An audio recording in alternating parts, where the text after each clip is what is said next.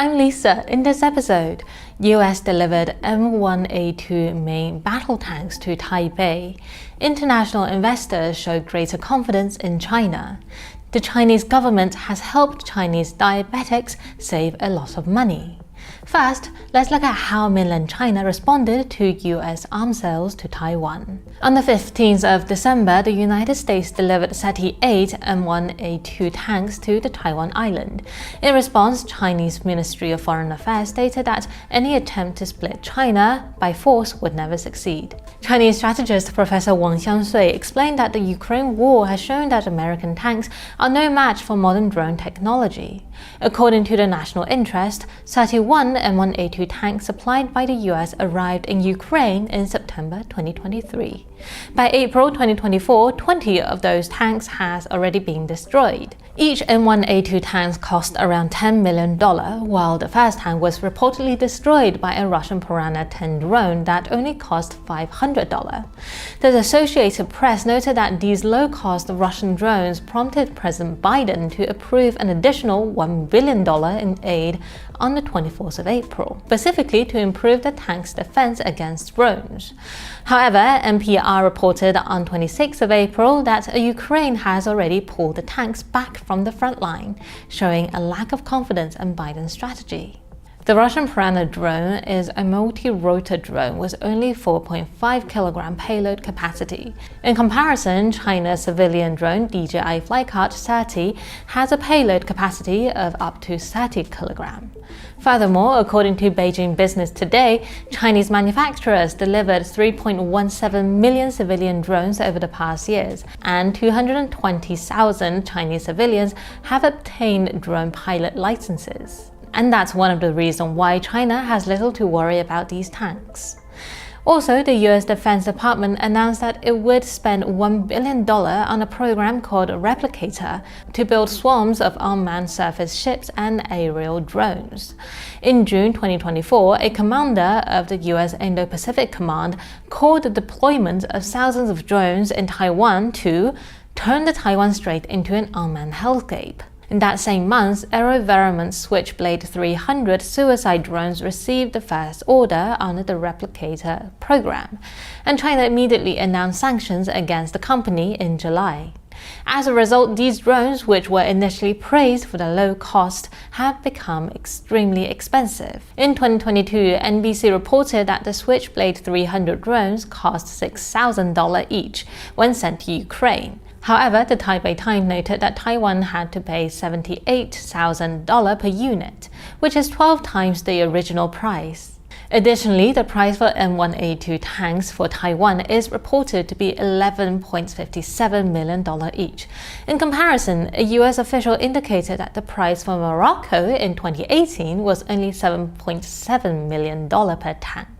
The high cost of these US tanks for Taiwan seems more like paying protection money to the US and supporting its military-industrial complex. If Taiwan believes these tanks can intimidate Beijing or split China through force, they are mistaken.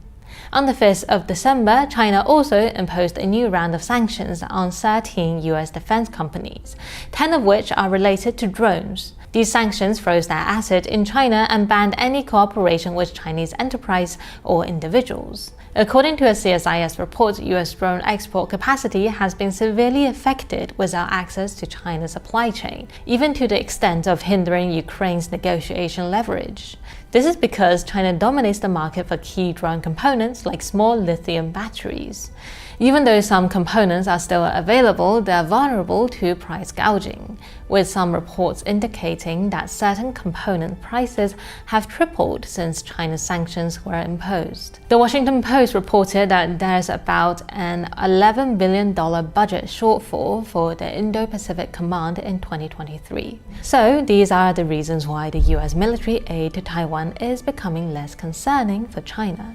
Moving on the 14th of December, China's Ministry of Commerce reported that from January to November this year, the country attracted about $103 billion in foreign investment.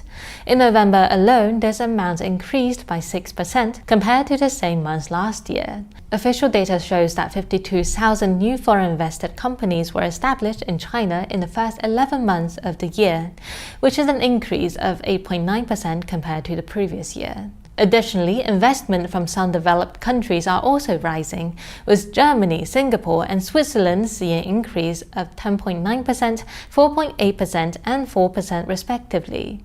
Meanwhile, investment from ASEAN countries grew by 6.4% compared to the same period last year. In August, Bloomberg reported a drop in foreign investment in China, linking it to an economic slowdown and rising geopolitical tensions, which have made companies cautious about investing. However, on the 16th of December, Moody's rating raised its 2025 GDP growth forecast for China from 4% to 4.2%. They expect credit conditions to improve and noted that China has been taking steps since September to lessen the impact of potential higher US tariff under Donald Trump. Deutsche Bank also predicts that China's GDP will grow by 4.8% in 2025 and 4.6% in 2026, suggesting that US tariff will have a limited effect on China's economic growth. Despite the economic slowdown heightened by Western media, foreign investors still have confidence in the Chinese market. A report from the British Chamber of Commerce in China found that 76% of the surveyed companies plan to maintain or increase their investment next year. Similarly, a report from German Chambers of Commerce showed that 92% of surveyed companies intended to continue their operations in China, with more than half planning to increase their investment over the next 2 years. It appears that China is not the one experiencing an economic slowdown. In fact, the US needs to address the negative effects of Trump's tariffs. On the 13th of December, the Nikkei reported that these tariff policies could harm the US economy. According to estimates from the Asian Economic Research Institute, the proposed tariff could lead to higher prices and job losses in the US, potentially reducing the country's GDP by 1.1% by 2027. Morgan Stanley also believes that Trump's immigration and tariff policy will slow down economic growth in the US next year. According to its report, US GDP growth is expected to slow from 2.4% in 2024 to 1.9% in 2025, and further decline to 1.3% in 2026. Meanwhile, consumption growth is projected to be 2.6% in 2024, dropping to 2% in 2025 and 1.3% in 2026. China has consistently welcomed foreign investment and created a fair business environment, while Trump's America First policies relies on tariff threats to gain advantages for the US, often at the cost of its allies. As a result, the US, being the world's largest economy, is missing out on the benefits of free trade. Next up, the Chinese government clearly understands how to use taxpayers' money more effectively. On the 12th of December, the 10th round of China's NCDP began in China. This round focuses on off-patent medicine, which are produced by many companies, leading to strong competition. Some medicine received bids from over 20 manufacturers, and for major products, up to 9 companies were chosen as winners. This competition significantly reduced prices. For example, sitagliptin, a diabetes medication with a market size of over $270 million, was dominated by multinational companies. Merck, the original manufacturers, offered the medicine at $1 per tablet, with only a small discount, making it not eligible for selection. In contrast, domestic generic manufacturers submitted bids as low as $0.02 per tablet, cutting prices by more than 90%. However, the significant price reduction have raised concerns about quality. To address this, the latest procurement round increased qualification standards. All selected items must pass the evaluations to ensure they meet basic quality and effectiveness requirements. Another issue from previous rounds was supply shortages following price cuts. This time, measures were put in place to ensure a stable supply. By guaranteeing purchase volumes, the procurement process aimed to stabilize production capacity and supply expectations for the next 3 years. The National Healthcare Security Administration noted that, on average, 6 companies won bids for each item, which enhanced supply stability and diversity. The new model includes 1 main supplier and 2 backup suppliers per province to improve supply resilience. Notably, major global pharmaceutical companies like Pfizer, Bayer, and Merck did not secure any contracts for their original branded products this round. Foreign developed items are increasingly struggling to compete with lower-priced generics made in China. For off-patent original products, production costs are often similar to those of generics. While patents are in effect, manufacturers set high prices to quickly recover research and development costs. However, once patent expires, price should drop significantly to reflect only production cost, excluding the research and development expenses. Yet in some cases, original products remain priced hundreds of times higher than generics, which many see as unfair and burdensome for patients. Without insurance, only the wealthy can afford such expensive options, leaving many ordinary people struggling with the financial burden. Given these problems, foreign original products are likely to be phased out of centralized procurement. The NHSA warned that if original manufacturers continue to refuse to lower prices, they may be excluded entirely from the insurance system in the future.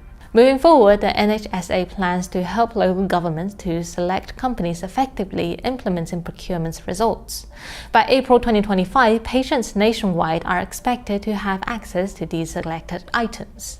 There are also efforts to extend centralized procurements to grassroots healthcare institutions, private hospitals, and pharmacies to ensure affordable, high-quality options are more accessible to the public. 姐妹们总烦恼脸上细纹、干燥与暗沉，现在起跟我一起放心交给 KS Royal Face 皇家颜值逆时奇迹系列。KS Royal Face 皇家颜值逆时奇迹系列，它添加5种 EGF， 专门防止肌肤老化，强化皮肤修复，增加肌肤弹性水嫩，轻松抚平皱纹，换回青春自信。KS Royal Face 皇家颜值逆时奇迹，护肤露、全效精华、精华霜，即刻启动冻龄密码。